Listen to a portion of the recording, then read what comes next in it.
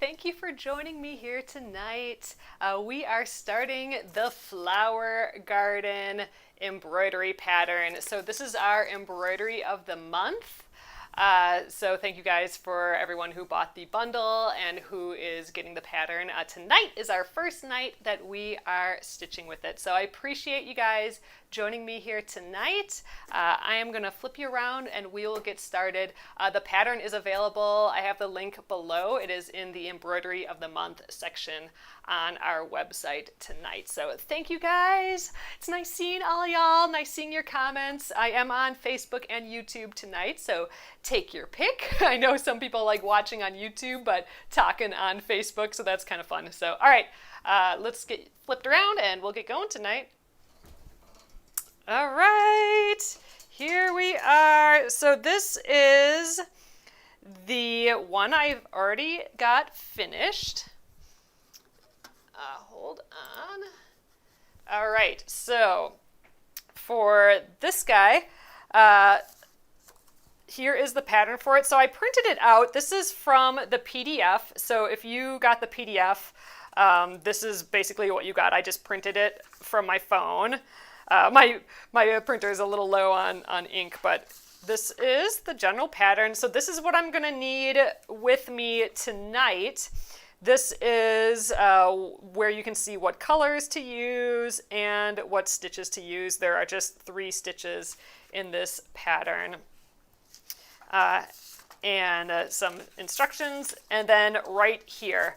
So the first thing we need to do is transfer our design, and there are a few ways we can do that. So first off, I'm going to prep my fabric. So if you got the bundle, this is what you got in the bundle. It's just like an 11-inch square of fabric, and then I also have the little needle in there as well. And I am going to press that. Just trying to see your comments, you guys. Oh, good. Oh, so Robin says that the YouTube says it's starting in 2 hours. So I think I have the time zone wrong on the YouTube, so I'm not quite sure how to switch that. So we'll get that figured out over the next few days here. But all right, let's get this pressed. That's just basically to get that little crinkle out of the middle. Nice to have a nice, good surface to begin with. All right, I have my embroidery hoop here and my needle, and I have a little scissors here and the floss ready to go. You can use whatever floss colors you like. This is what was in the bundle, so I'm just using that. So the easiest way to transfer your design is probably through just tracing it. So I have the Trace Me pattern here. This is from the embroidery pattern. Again, you want to test your printer. So print it out, and this square should measure 1 inch, and then, if you're using centimeters, this will measure 3 centimeters. That's how you know that it's the correct size. However, you can blow this up as large as you want or as small as you want, and that is totally fine. Oh yes, Nolene, the new computer has arrived. We are giving it a test tonight. All right. Oh, it's good Eastern time. Oh yeah, so I think that's the problem, Leslie. I think we're in Eastern time.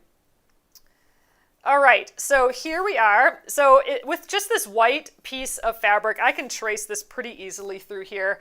However, if you are having trouble, try taping your piece to a bright window, and I can kind of show you what that's like. I have a light table here. So if you have a light table, you can do this. Just put the pattern down first, and you can get some painter's tape if you like.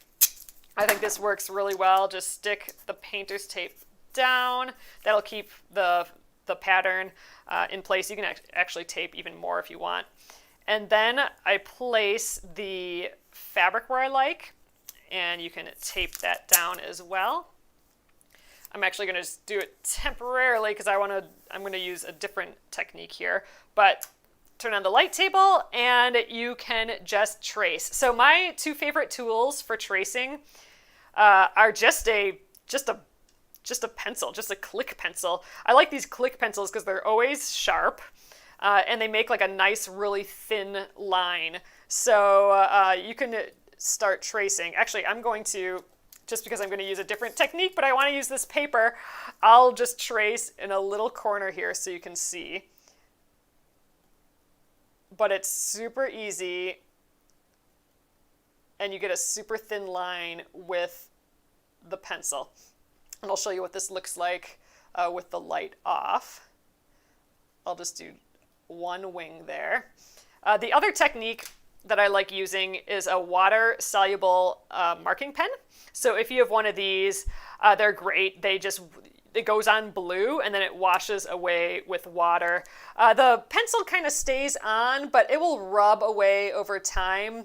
And just the thinness of the line that the pencil gets is so nice. So I do like the pencil. But this is nice when you want something to completely disappear. So all right, you would just keep going around the whole entire piece. And then you can take it off of your window or your light table. And here's what the pencil compared to the water-soluble marker looks like. I just like how crisp that just pencil is. And then this would wash away with water, that blue. But the technique I am going to use today is... Our doorbell just rang, you guys. I have no idea who that would be. All right, but here is what I like using the best. This is a stick and stitch. It used to be called sticky Fabri-Salvi. And this is my favorite transfer technique. So what it is, it's by Selkie. It's called Selkie Stick and Stitch, and you print it. This is just literally my Trace Me pattern. I mean, you can see it's the Trace Me pattern, and I just printed it directly onto it. So I don't have to trace. I don't have to do anything, and it is good to go. So what I'm going to do is trim it out. It acts like a sticker, so it sticks on your piece like a sticker, and then it just washes away with water. And I'm doing this technique tonight just because I know a lot of you guys purchased this bundle when I had the stick and stitch available. And I want to show you guys how it washes off when we're done. So I thought I'd use this week instead of tracing it. I know I've traced the designs before with you guys too. But tonight we'll get started stitching right away, and we'll try and finish it this week and take it off. So this acts like a sticker,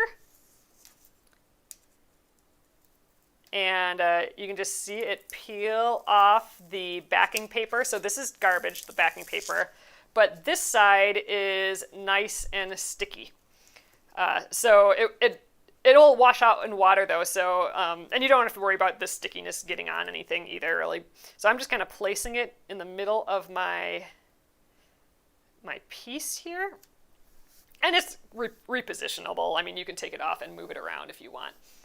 All right. Oh, Pamela just got here.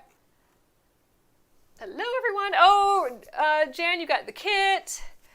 How long does it stay sticky? Terry is asking.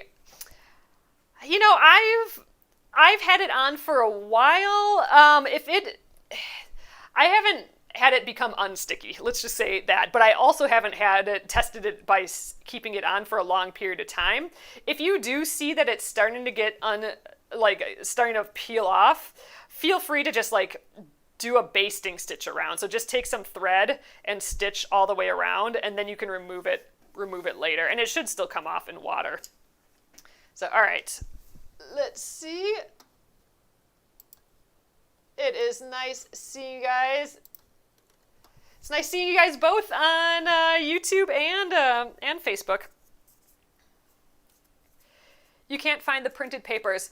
Oh, so the printed, Kathy, it is called Stick and Stitch. So here I have some right here. It is called Stick and Stitch by Selkie, and it comes in 8.5 by 11 sheets. You can run it through your printer, and you can just actually easily trace onto it as well. I think we do have some in the shop yet. And otherwise, you can just trace the design like what we did up here. That totally works easy peasy as well. All right, so I have my embroidery hoop. They usually come with 2 sections. So the inner section, I am going to put underneath my piece. I'm just kind of centering it in there. And the top section, I'm going to loosen that screw closure, and you just kind of squish it over the top here. All right, and then I'm going to just tighten it slightly, just enough to hold the fabric. But you can see the fabric's kind of bloopy, and it's not very taut, which you can stitch with it not so taut, but I like it a little more taut. So I'm just going to kind of pull all the way around. I like kind of pulling from both sides, from the left to right, and then I'll go like top to bottom. See there, now we're tightening up that little area there, and I'll just kind of go around. I'm not really I'm not like stretching the fabric, but I'm just trying to get all the bloops out, and I'll tighten as I go a little bit. If it feels like it's coming loose, like if it's not holding the fabric, then I'll tighten it up.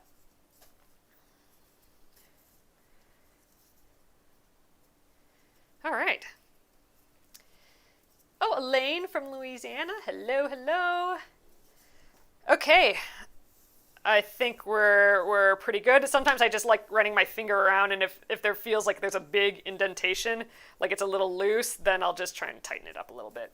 But I'll do this consistently while I'm stitching too, just kind of tighten it up. All right, we are totally ready to start stitching now.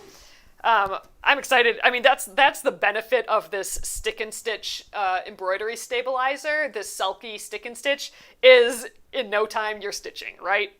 I mean, you stick it on, you're ready to go. You don't have to bother tracing or any of that stuff. So that's always kind of fun.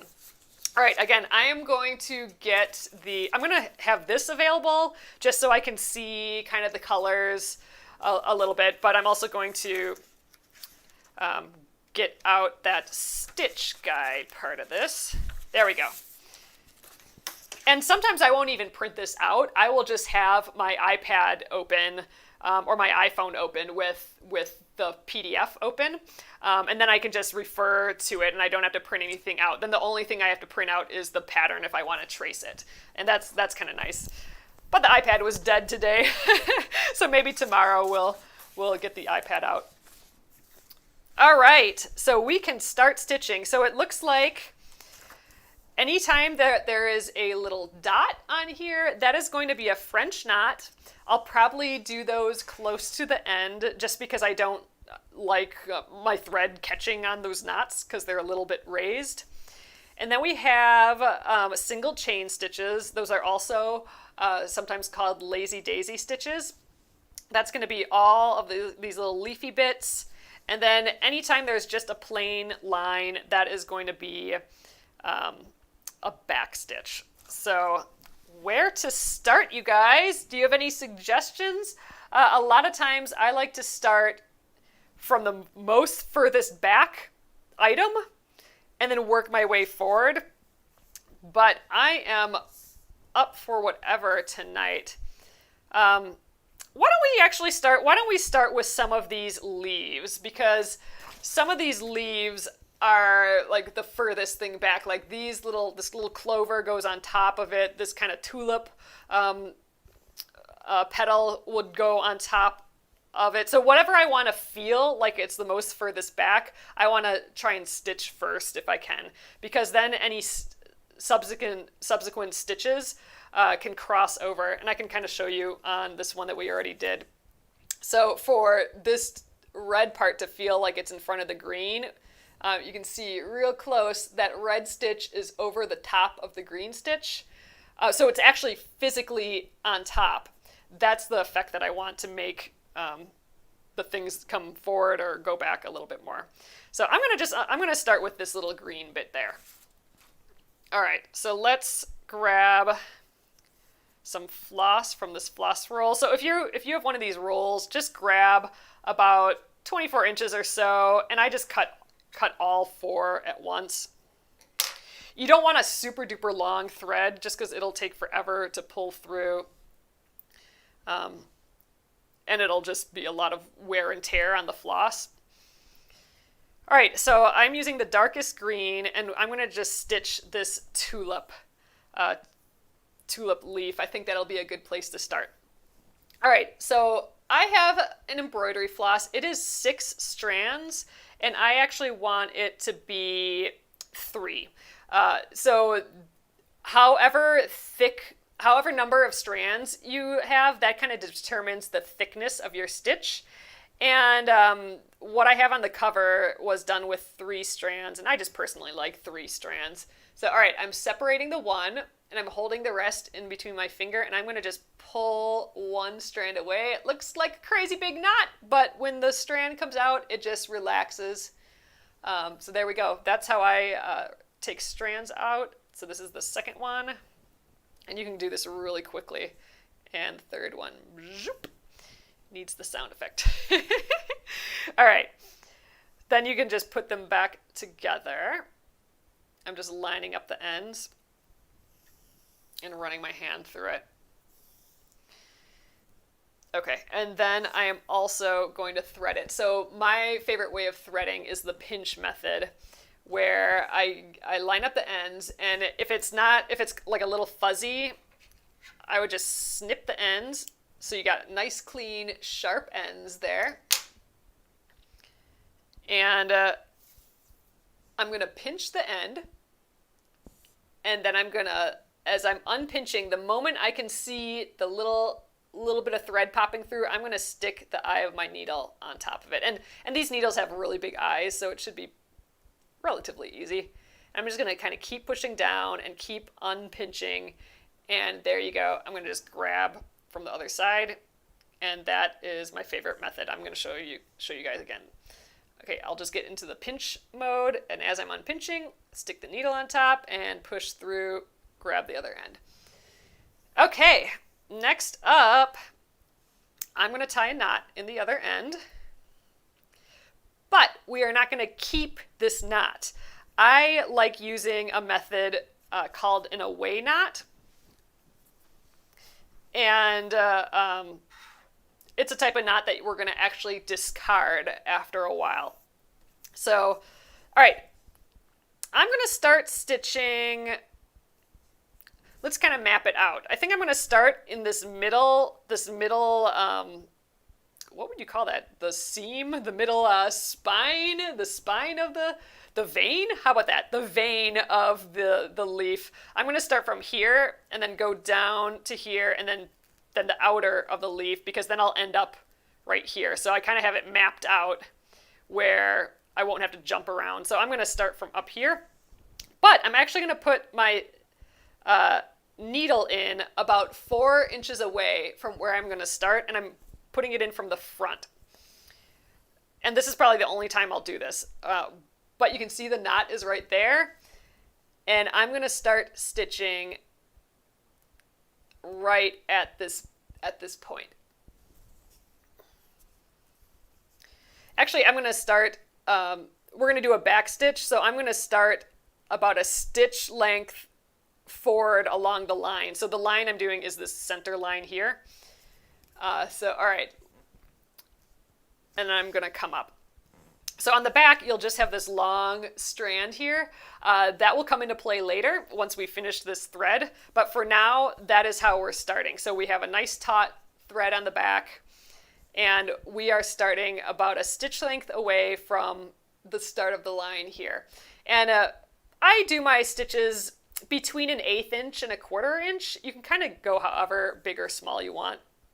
All right, for a back stitch, you come up about a stitch length ahead on the line, and then you're going to stitch in a backward direction. So we're actually ultimately going this direction, but we're going to stitch backwards. So, all right, I'm going to stitch backwards to the top of that point. And I'm just stitching right through this stick and stitch stabilizer. All right, there's our first stitch right there. Okay, the second stitch, we are coming a stitch length ahead, and then we're going to go backwards right to where that first hole was, the first part of the last stitch. And we're going to go in that same hole.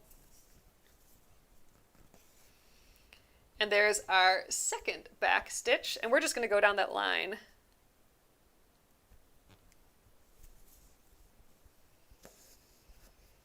All right, and we are just going to keep doing that same thing. So now these stitches are pretty big right now. They're about a 1/4 inch big.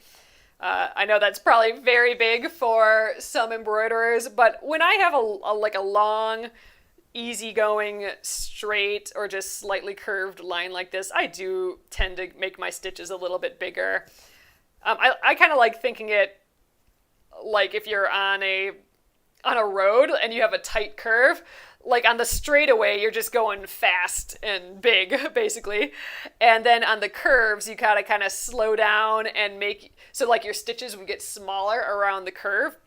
That's kind of how I do my stitches. But you can totally do stitches all the same size.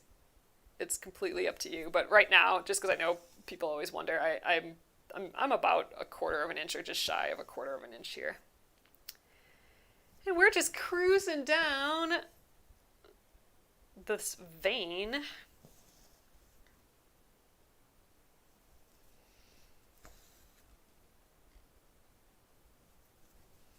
All right.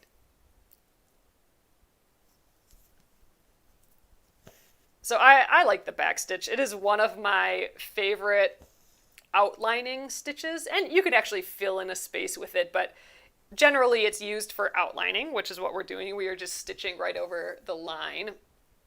And I like it just because it's kind of beady, or it's almost like little pearls. I don't know if you can tell with this dark green so much, but it's just like these shiny little stitches that are all just pretty in the middle. Oh, why am I doing the middle? Okay, so Nora, I'm doing the center line first, just because if I do the outside first, I would be going up and then down, and then to get the middle line after that, I'd be going up, but then I'd be ending up at the top, and I would have to leap to get to the stem here. But if I start at the top and do the center, I can go down and then up for the outer, the bottom side, and then down for the inner side, and then I'm right at the base of the stem, and I can just go up and down, and I won't have to jump at all. So it's a little mapping that I do beforehand. Like whenever I start a row of stitches, I kind of try and figure out what path to take, so I'm jumping around the least amount. Like if I'm going to do one more stitch here. This will be the last stitch of that vein. So if I wanted to do the stem next, like I don't want to jump way up top here. Like I don't want to go way up here, because then I'll have a big kind of leap, a jump on the back here. I'll have like this big, we call them toe catchers. I'll have a big toe catcher, kind of like how this is right now. So I try and avoid those big jumps, and that's kind of why I'm mapping it out. Oh, you've already fallen in love with this one, Gretchen. Yay, that's awesome. Oh, yep, Terry, 2 strands of thread is completely legitimate. And actually, why don't we take a sec and check that out. I'm just kind of coming up on that bottom thread area, but I always like pulling this out. This is my floss thickness guide, and it happens to be with a back stitch. So this is the different number of strands. So like right now we're using 3 strands of floss, and that's about the thickness of our thread. But look, if we use 1 strand, it is so much thinner. And then compared to 6 strands, so 6 strands is if we didn't separate the strands at all and we just stitched with it, as is.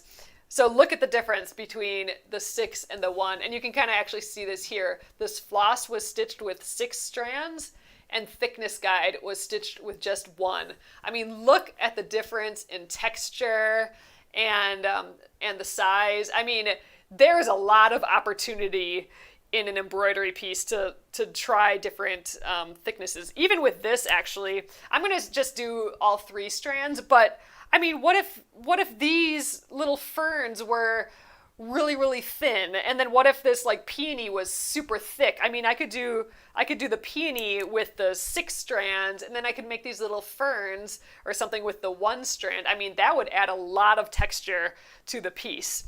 So it's just another opportunity for creativity, really. And I'm just used to using 3 strands. I like the thickness. It's not too thick. It's not too thin. I know traditionally, I think 2 strands is very common. But yeah, there is definite opportunity to play with the number of strands. So give it a go. I'd love to see if any of you are doing different amounts of strands. Oh, you try to make bigger stitches because you like how they look? Oh, but old habits. I know. It's interesting. Sometimes I'll see a lot of new stitchers stitched with very, very small stitches. And I think maybe it's like ingrained to us that we have to have like these super small stitches for them to be perfect or good. But I don't know. I think it's just more freeing sometimes doing these bigger stitches. And like I said earlier, I vary them throughout. They don't all have to be the same size. You don't have to adhere to any rules, really. And that's what's fun with embroidery, I think. I actually kind of think it's like a coloring book, really. I mean, you can color it in and you can do whatever you want. After you finish the stitching and washing the sticky paper from the mirror, will the stitches loosen? Elaine's asking if after we take the stick and stitch off, the sticker, will the stitches loosen? I have not really found that to be the case. I mean, we're going to secure our stitches we're going to secure the ends by weaving them in back and forth. We're going to do that soon because I'm almost out of thread already. I should get one of these quilts out that I've done, because there's, for those of you guys who have been following me, I've been working on the Splendid Sampler quilts, and I've finished the first Splendid Sampler quilt, and I've washed that quilt a whole bunch of times, and the embroidery looks the same. It doesn't look like it's loosened, and that's through the actual wash. And I haven't seen it really loosen, especially once it dries. I mean, we're gonna press it with the iron right away. And I'll actually show you. So I'm hoping that we can finish this week. I mean, this is kind of a bigger embroidery, but we'll do our best. And then I will take the stick and stitch off.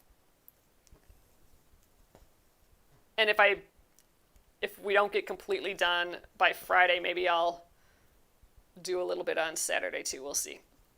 All right, so I have barely any thread left, but I'm going on the top area here.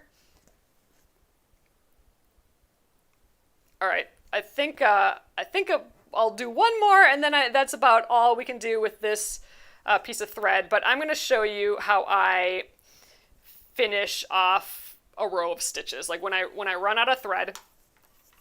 So instead of tying a knot, here's the back so far, I'm going to actually just weave in the ends. So I'm going to just try and tuck under as many little threads as I can. So that's good. And now I'm going to go back and forth 3 times. So that was 1. This is 2. Again, just trying to grab as many threads as possible. And it's this 3rd one that really kind of locks it in place. So I actually think that this is stronger than tying a knot. A knot can kind of loosen over time, or it might. And this just kind of, getting as many threads as you can, this really kind of locks it in place. And then I don't leave this little dangly piece. I actually snip it after the 3 times. So back and forth 3 times. And then I snip it right at the base of the stitches. So here we go. That's the end right there. And now I have like this perfect, flat, clean back. There's no knots on it. There's nothing for my thread to get caught on. It's just pretty and smooth. And now we're going to actually take care of this guy. So remember our little away knot that we did at the beginning? I'm going to just pull up on it a little bit and snip the knot off. So there's my knot. I can throw that away. And now I have a little bit of thread on the back here. And I'm going to weave in that end as well. So I only do that away knot when I don't have any stitches on the back already. Like when you're just starting the embroidery, you won't have any stitches on it. But from here on out, I'm going to to start my next thread, I'm going to just weave it in back and forth the 3 times. And then just get started right away. I don't have to do this away knot again. And I'm still not going to start with a knot. I'm going to start with weaving it in. So I'll show you that in a sec. But here we are finishing the beginning of our thread because we had that away knot. And that was 3 times. And now I'll snip this too. All right, so there we go. This is our perfectly clean, no bumps, no nothing, no knots back so far. And as we go, the back should continue to stay this clean and nice using that method, using that weaving method. All right, we have the other side of those 3 strands. So remember we pulled the 3 strands out. This is the other 3 strands, so I don't have to get a new thread right away. I can just thread this one right up. All right, so I'm not going to tie a knot in the end this time. I'm just going to leave it blank. All right, so I'm going to start up where I left off, which is right here. So I want to weave in the ends and end up right here. So it's a little difficult because I'm close to the embroidery hoop edge here, but I'm going to just weave in 3 times. So I'm going to pull the thread till it's about right there. I'll snip that off. Okay, now here's 2. And so the 2, you need the 3 because the 2 doesn't lock it in. So like if you can see, I'm going to pull on this and see there's the tail. The tail is still moving, so that is not locked in place. It takes that 3rd kind of weave. Get a little bit more threads in there. It takes that 3rd weave to kind of lock it in place. So see now if I pull on it, that's not moving anywhere. That's stuck there. So I'm going to actually just snip those off. I don't need little fuzzles in my way on the back. There we go. Be careful not to cut your actual stitches. All right, and then we're attached, and I am ready to start stitching again.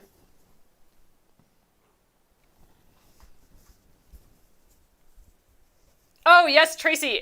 If you guys have not given this a try, the weaving in the ends, give it a go. I mean, people, I know that people struggle a lot of times with having like a really messy back, and it doesn't even matter. I mean, like, it doesn't matter if the back of your embroidery is messy, but if you, like, the look of the messiness doesn't matter to me. However, when you're stitching, and you've been stitching for a long time, and then all of a sudden you look at the back and you have like your thread has been caught on a knot that you put in, and now you have this big loose loop and you've stitched further along. You know, if you had that happen to you before and you're like, oh crap, I just wasted all of that thread and now I got this mess on the back. That's usually where the messes kind of come from. A lot of times it happens because you had a knot on the back and your thread, as you're pulling it through, so like I'm pulling it through right here, but let's say I have a knot that's like over here, it might get caught on that knot and I don't even know it.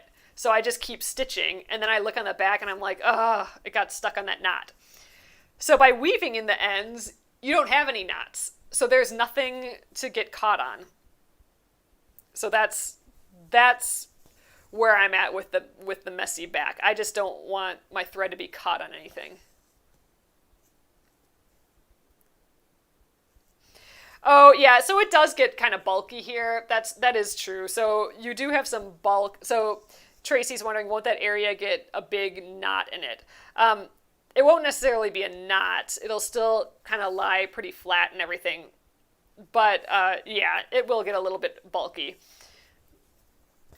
But I still prefer it to an actual knot. There are a few other ways of doing this, and I'll have to go. I'll do a video sometime on different ways to start your embroidery. I know if you just use the 2 strands, then you can kind of loop it together and just start stitching.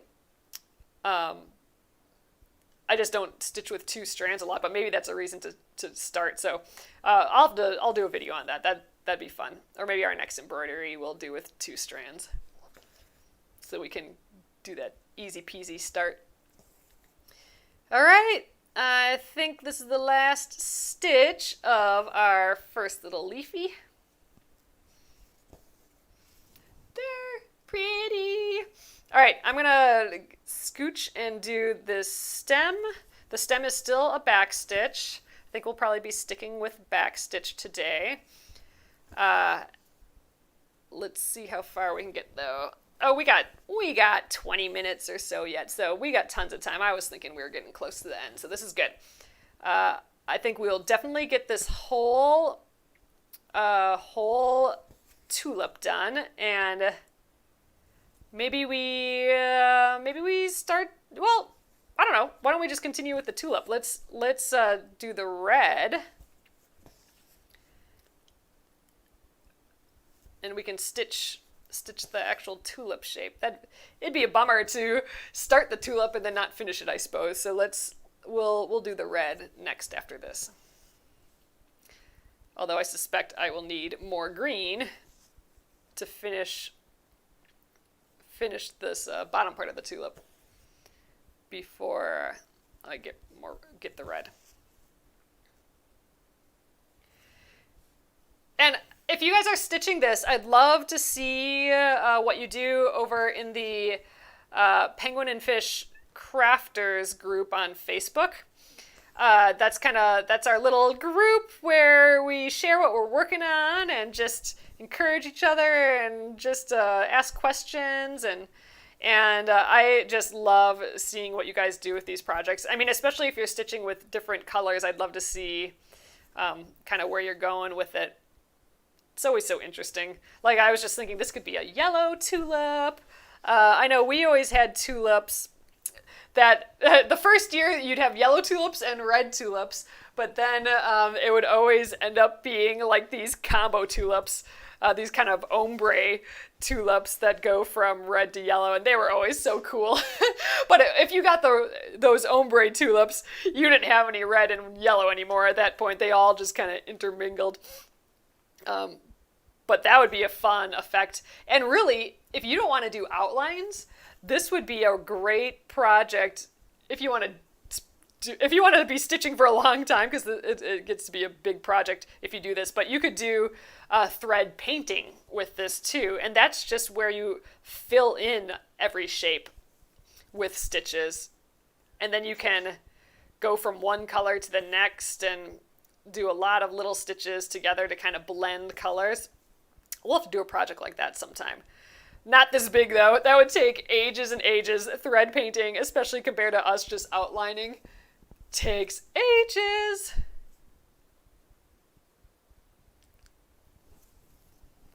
All right.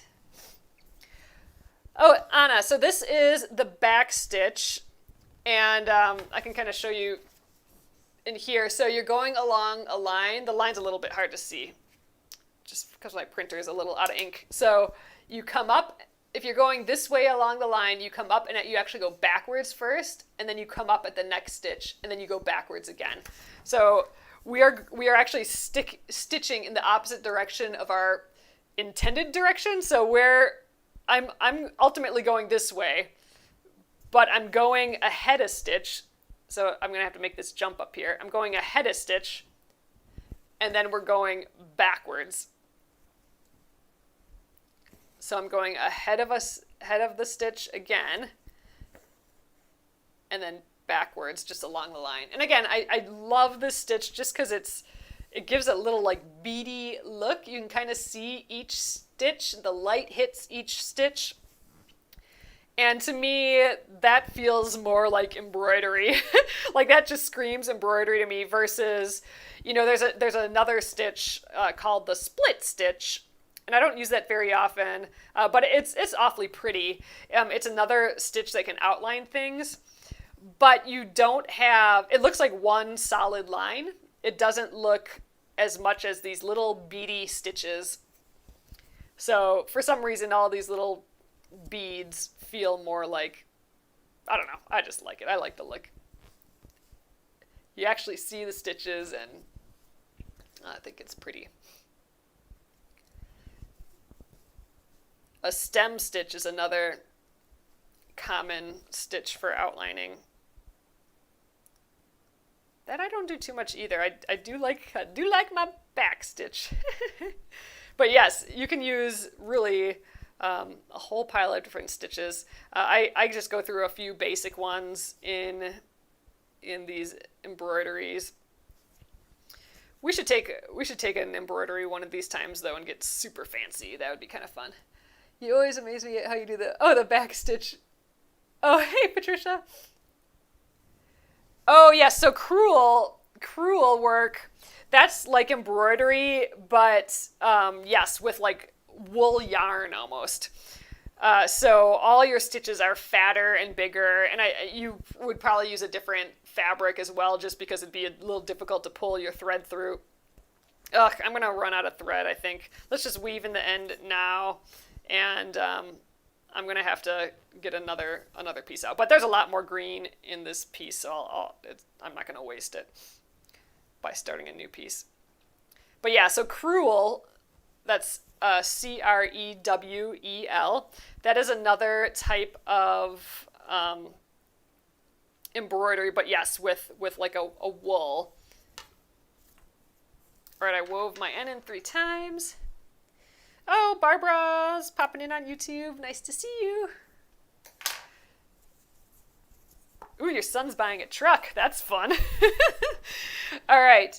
Okay. I am going to get another piece here. So I'm just grabbing my whole round of stuff here. Obviously, if you're just getting it from one skein, you wouldn't have all these clumped together. But for the bundle, I just clumped the ones with the same length together. All right, let's grab 3 more strands. So how I did that again is I'm just isolating. So there's 6 strands. This is 6-strand embroidery floss. I'm isolating the one strand, any of the strands. You can only do one though. If you try this with more than one strand, it'll get all knotted. So just the one, and I'm pinching the rest in my fingers gently, and then I'm just pulling, and it looks like it's gonna knot up, but it actually just relaxes, and I run my finger through it, and grab the next strand, 2, and I mean you can go super duper fast. 3, and there we go, and this one will be ready for next time, and I'm gonna put these 3 together again. I'll run my finger through that.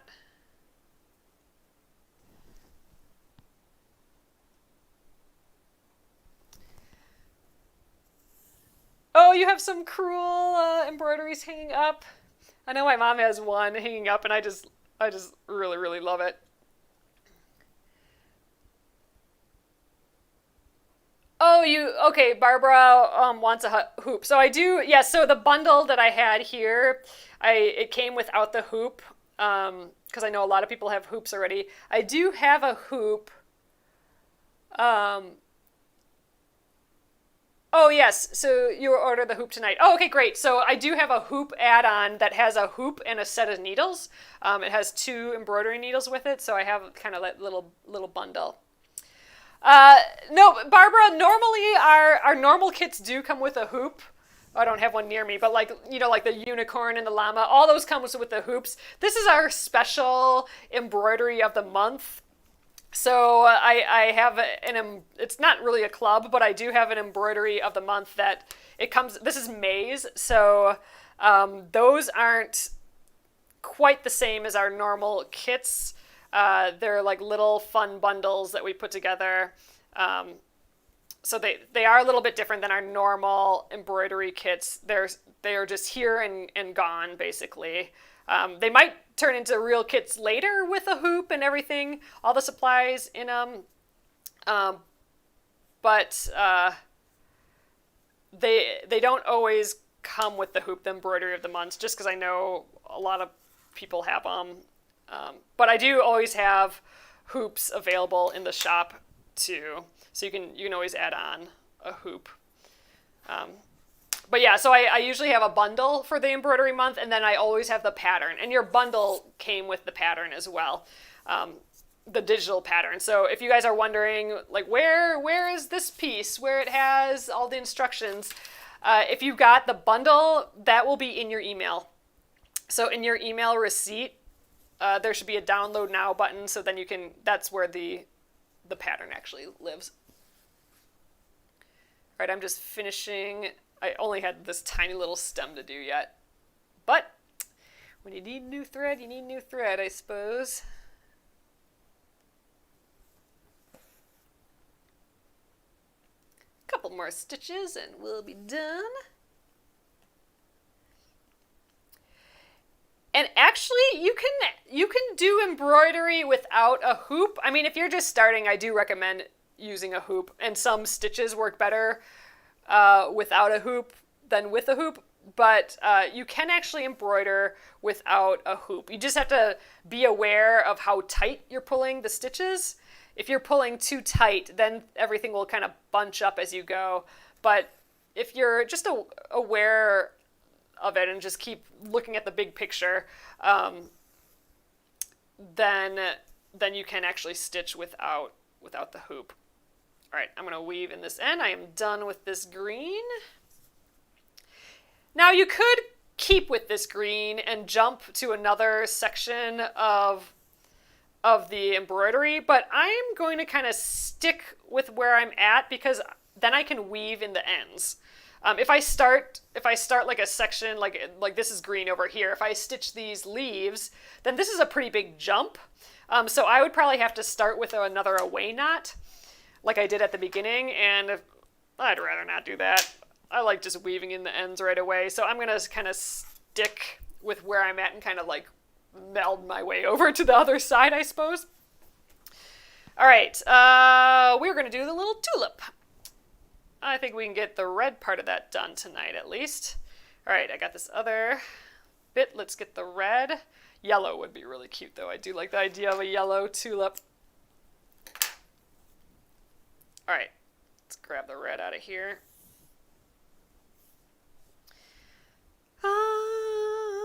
Oh, Christy's done with the watering can. Oh, Nolene says that she rarely uses the hoop, so you could give it a try, Barbara. You could start without the hoop, see how you like it, and then use the hoop later. And if you got the bundle, the stick and stitch, this embroidery stabilizer, that will actually probably help keep everything in place a little bit if you're not using a hoop. So you already have that benefit. Where can I find this kit? So Elaine, we are sold out of the kit. However, the bundle is still available. So this is our embroidery of the month, and they have been selling out on the first or second day of the month. I actually ordered more supplies and released this later in the month, like a pre-order release later in the month as well, and that was sold out as well. So I would suggest getting on our newsletter at penguinandfish.com. There I make sure I announce when the next bundle is happening. It's always the first of the month though. So if you just go on the website on the 1st, you should be able to snag one. At least for next month. But the pattern is available. So the PDF pattern, that's what this is printed out. It's digital. I've printed this out. This is what you get with the bundle as well, but then you just use your own supplies, like your own fabric and stuff. I am hoping to get fabric and some supplies in the shop really, really soon here, you guys. And towels again. It has been, because of all this COVID stuff, craft suppliers, just from everyone making masks, have been so busy that anything that's not related to masks is super backlogged. So I have more tea towels on order. I have more of these water-soluble markers on order. I have some more fabric. The fabric I just have to get up and listed. But I do have some of these things on its way here, and I will be sure to let you guys know right away when they get here. They're just taking a long time.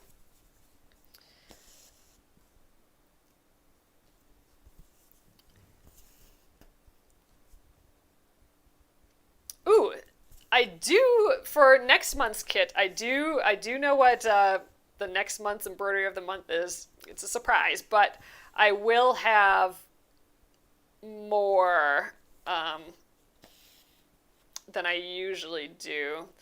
I mean, I've been getting more and more each month, but I should have a little bit more. So if you don't get it right on the first day, they may still be available. We'll see how it goes. Ooh, this red is pretty. This is a bright, pretty red. So one thing I'm doing, just so you guys know, on the back, I always have my left hand kind of active. So I'm not just holding the hoop, I am actually holding the hoop and feeling the stitches go through my fingers and stitch. And what that does is it helps me notice if I have a knot or something happen. Like if my thread gets twisted and it gets turned into a knot, I can actually feel that. This way too, I'm feeling the thread go through my fingers. And actually, I do actually feel it through my fingers, and I actually push it out of the way of my workspace. And that helps prevent knots too. So I use my finger to pull that thread away, and then I'm going to pull back, and here I can feel it through my fingers again, and I let go. So that's kind of the motion I'm using on the back. I mean, you don't need to do that. Like, again, I'm feeling it, and then I'm pushing it out of the way so it won't get tangled.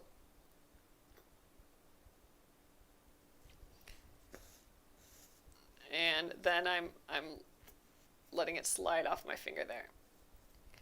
All right, I'm kind of thinking, I kind of didn't map this out very well, right? So I have to do this inside part. I think I'm going to do this inside part now, kind of stitch down to here again, and then I'm going to have to jump all the way back up to finish this.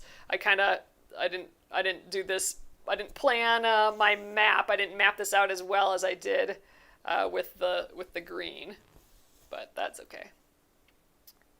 If we have to jump, we jump. That's fine. Oh, Elaine, I see my husband. So that's where John Michael Thomas there. That's my husband. He's popping in with some notes tonight, it looks like. If you don't use the hoop, so Deb is saying if you don't use the hoop, adding Pellon, which is a brand, SF101, which is a stabilizer, like a fabric almost, to the back of the fabric will also give more support to the stitches.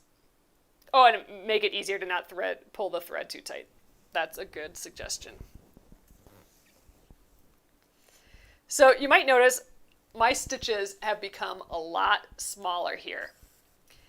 And that is because I am going around some really small, tight little curves.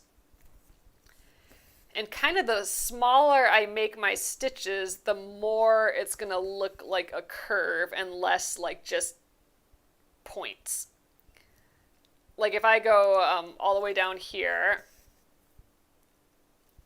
and then back up here, it's just going to look like a point, like a V, like a little V. But if I want it more curved, like this next kind of U shape, I'm going to want to add a couple more stitches versus just one big stitch.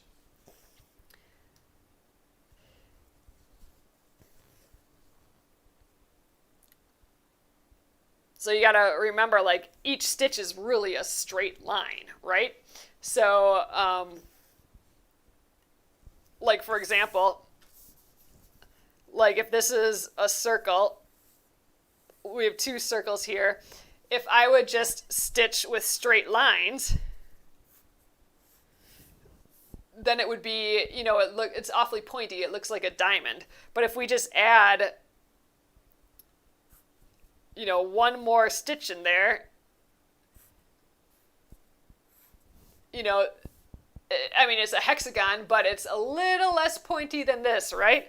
And if we have another one and we just add in a few more stitches there, the more and more stitches you add, and obviously, like, this stitch is half the size of this, but the more and more and more, it's going to appear like a circle. So from far away, this is going to look, even though it's an octagon, it's still straight lines, it's going to feel more like a circle than just the fewer larger lines. So that's why when I get to a curve like this, especially a small one, I do try and add a few more stitches, which means my stitches have to get smaller.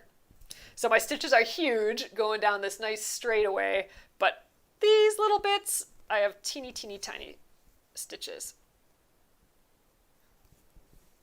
And again, they're all kind of different sizes too.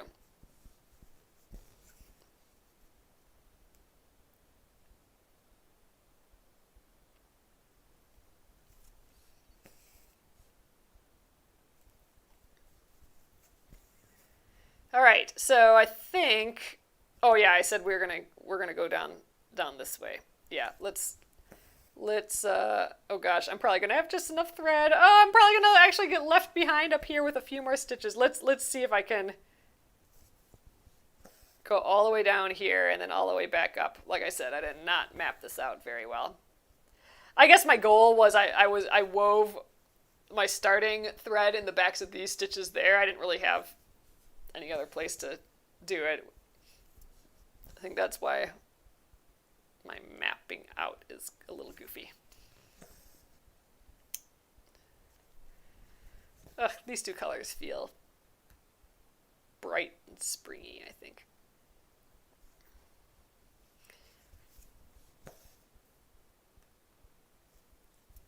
All right, so to get to the top here, because I gotta do this last little bit, and first of all, hopefully I have enough thread. If not, we'll just get more. But we're gonna have to jump up there, right? So I'm gonna have to jump up here, but that's kind of a pretty big stitch. Like that's kind of a toe catcher, as we say. And we have another one here from earlier where we're jumping from here to there. But I'm gonna have all these stitches on top of it, so that will kind of hold this down. But this one won't have any stitches really to hold it down. So I sometimes like to travel. So I will just travel underneath some stitches here to kind of hold down that thread. It's almost like weaving in the stitches, but just once. There we go. Now I don't have that leap anymore. It's behind all these stitches. And then I can just start where I left off.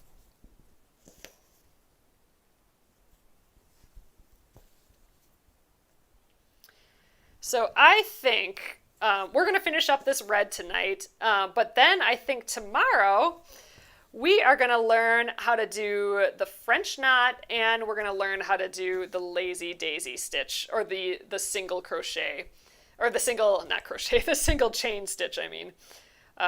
Which is also sometimes called a lazy daisy stitch when it's in a flower pattern. So we will start by finishing up the tulip.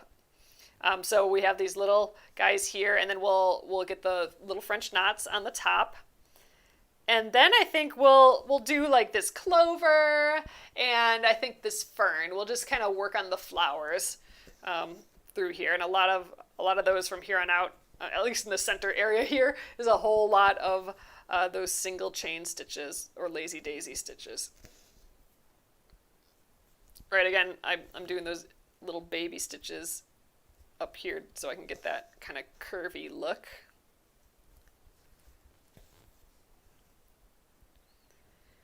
Thanks so much for coming and joining with here with me, you guys, today. I really, really appreciate it. I know we're trying out some new tech again, and I'm happy to have you guys testing it out with me.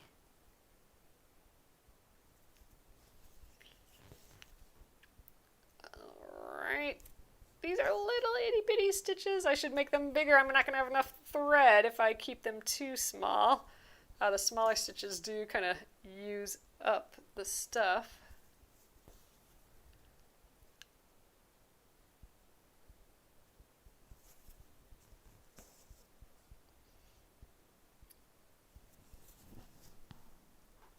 Alrighty.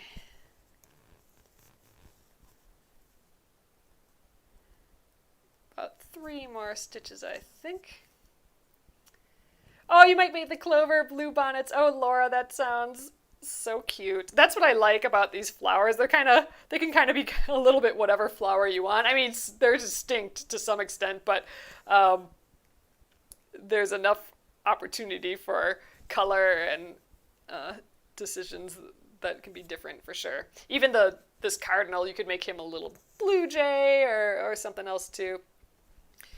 All right, there's our, our last stitch, but okay, this is actually a perfect opportunity. So you guys may get a crazy knot like this. So this is a pretty familiar knot for embroidery.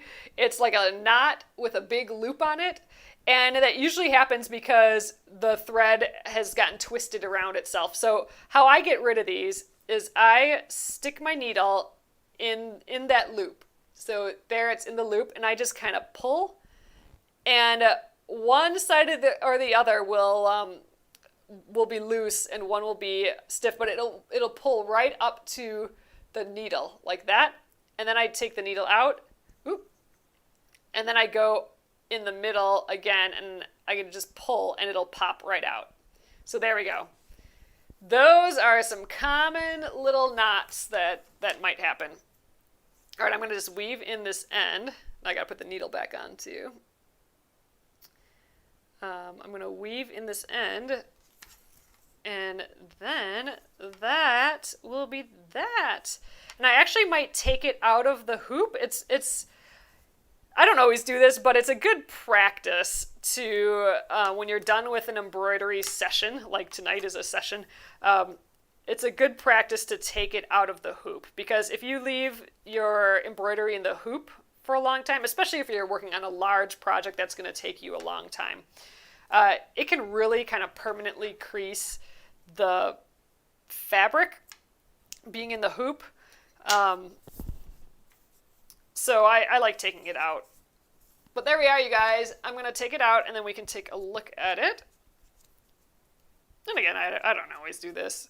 We usually finish these embroideries pretty quickly. And you can do other things too, like you can wrap the inside hoop with some fabric. That will make it kind of just a more graceful curve for it. But this will all go away once we take the stick and stitch off. But there we are, you guys. Oh, look at those pretty beady back stitches. I just think they look like a string of pearls, really. I just think they're shiny and pretty. I really like it. All right, you guys, we are going to do this clover next, or actually we'll do this. We'll do some French knots. We'll learn how to do the French knot, and we'll actually go over the 3 things you might be doing wrong on your French knot. So I know a lot of people have some trouble with French knots, and I bet you're doing 1 or more of these 3 things to get your French knots just not quite right. And we'll go over those first, and then we'll do those, and then we'll just kind of continue. We'll go from left to right on this piece, I think. Left to right and then down, I think. All right, I'm going to flip you guys around. All right, so hello again. So thank you guys again for joining me tonight. Here is where we're at. I think based on this, I'm not quite sure we will finish by Friday, but I think we'll get pretty close. This is a little bit bigger embroidery than we do here sometimes. And again, I may pop in on Saturday if we haven't had it finished yet to just take the stick and stitch off. We'll see how it goes. It's just Monday. We'll see. We'll see how long this takes. All right, you guys, and again, this is the Flower Garden pattern. It is our embroidery of the month. So right now it's available as a digital download at penguinandfish.com, and I do have the link below here if you want to check that out. We'll be here all week stitching it, so there is plenty of time to catch up and stitch with us. So about an hour every day this week we'll be working on it. So awesome. Thank you guys again. I appreciate you being here, and I will be here both on Facebook and YouTube tomorrow. So have a great evening. Good night.